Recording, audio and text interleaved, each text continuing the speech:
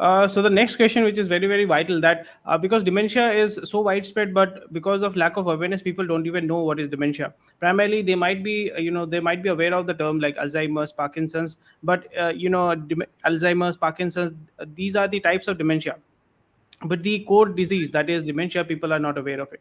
So can you just give me an idea, and what inspired you to establish Smriti Vishwam dementia care daycare center in Mumbai, and how it has impacted, and what is your experience so far, how you are able to make people aware of dementia, and how do they realize whether they have dementia, and how do they take advantage and take help from you, and how do you help them in Mumbai? This is a very long question, but still I would request you to take some time and explain the whole thing altogether for our audience. Actually, there were a lot of calls coming in asking for, do we have provision for daycare for their families living with dementia? And the reasons were many and very, natural, that there was nobody to look after them at home, or they couldn't take up a job because of a person living, a parent or an in-law living with dementia. And I thought, it could happen to just anybody. I mean, there is no etiology of dementia, and anybody could get it. It could have been me. And it sort of bothered me that why shouldn't I start one? And, reach out so that, people will get respite.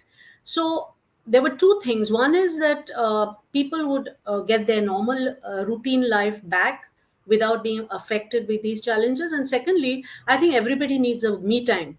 So the time from 10 to 4 was good enough for people to get on with their cause of home, or go on a job or a part time, or do whatever. I mean, just meet friends, because looking after a person with dementia is really, really difficult. And that's how this was born. The name came in because nobody likes to have a name that is showing it's a patient or a disease or a disorder. So I thought universe of memory was something beautiful, where all of us want to be in that universe of memory, whether we live in the past, present, or we dream of the future. So that's how the name came.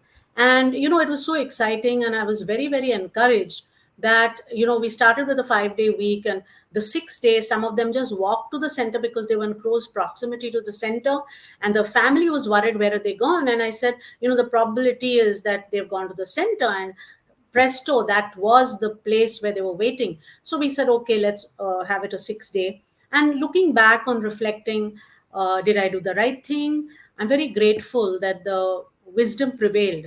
And we are, in fact, reopening the center on a larger scale now from the 1st of May. And looking forward to it, because we miss our family, and the family needs a break too. So another point was that the impact of the dementia daycare center was that I see it as a triangular relationship. So we started the daycare center. Who benefited the most? It was the person with dementia, because they were socializing, there was a lot of activity, there was fun, there were events, there was music, dance, and they did a lot of things which probably they didn't have the opportunity to do, and now they do have it. The second was the family, the direct family, where the home caregiver had a lot of difficulty. It was very stressful. They had psychological problems eventually, because the spouse is as old as the person living with dementia, and there's nobody else in the family. So the onus of the caregiving came towards the physical health of the person. So that was another thing. And third was that the caregiver who was hired had a lot of problem. So I think this they came to the daycare center, they mixed with people, they had a lot of fun, every day was different. And we never had it like from this time to this time it's done. But we have basic things, like they did do the yoga and exercises or stretches, which was a must. And whoever needed a massage was given a massage. So I think the quality of life of the family member and the person living with dementia improved. So I think it was a great step in starting the daycare center, which within 6 months we were fortunate to get the ISO certification. That means we were on the right track, and we were doing the right things for the people with the right feeling. Yeah. So I have a couple of follow-up questions, if you do not Yes. mind. So, Yes. typically we have this confusion that what is the difference between daycare, daycare facility and a old age home? Because a lot of people will have this confusion. And another question will be like, what level of dementia? Because the dementia has different stages. So, what level of dementia are people with dementia are coming to daycare, and there is certain level of dementia which you need in-house 24-hour care. So how do you define it? And what is the suitable time? Because typically, as you have already said, it's work days, or it can be weekends as well. So how do you define what timing is best for a person who is suffering from dementia, as well as for their family members, because it provides relief for their family members as well as for the person who is suffering from it. Yeah, see, the thing is that daycare facilities, half a day perhaps, full time is 24 hours. I'm personally of the view that, it's like uprooting a plant from a pot and repotting it somewhere else. So, as far as possible, wherever, only if it's necessary, move them to a 24-hour facility. What is the difference between old age and dementia? Well, they're different in the sense that all people who are aging need not get dementia, whereas people who are diagnosed would probably be put in another section. Or, right now there are a lot of old age homes, they're having people with dementia being enrolled. It's very difficult in the sense that they need individualized care, which I think when the number goes up, like in our daycare center, it's maximum one to two, one caregiver to two people. And the personal service or the attention is much better in a daycare and at a home. So it is the last resort that you put them in a daycare, in a assisted living home, especially when, say children are abroad, like it's a pika, parents in India, children abroad, pika syndrome, where there is no choice, there's no caregiver, or it's difficult to find a caregiver.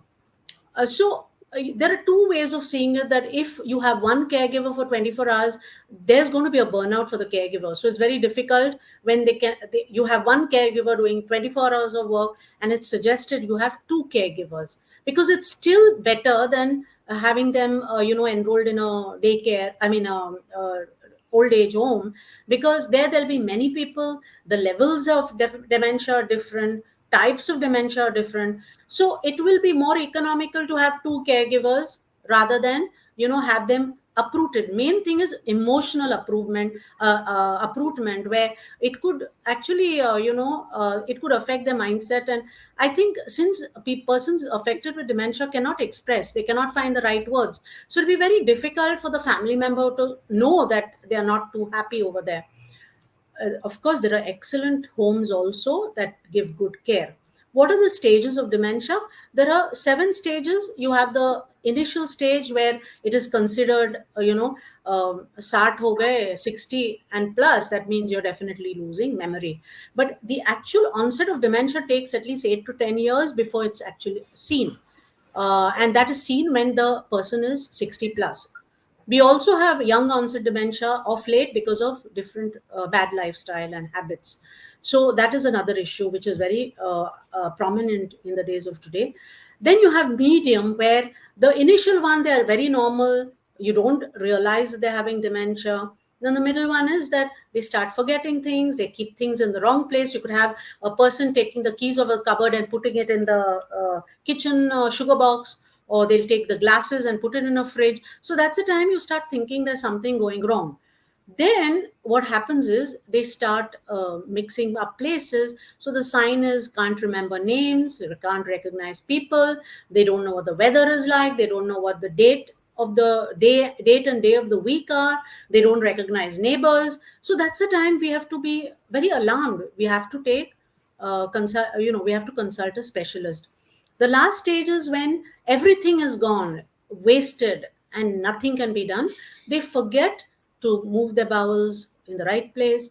They are actually on the bed, immobile, very rigid, and they slowly sink into unawareness of surroundings. So these are the 3 stages.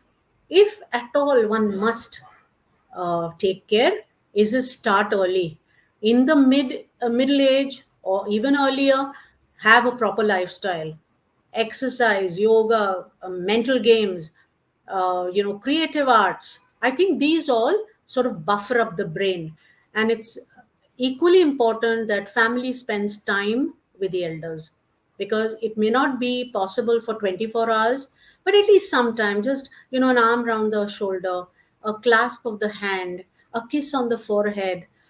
These are things that make a difference. Our parents, our elders don't need anything more at this age. They've had everything, they've seen life, they've enjoyed life.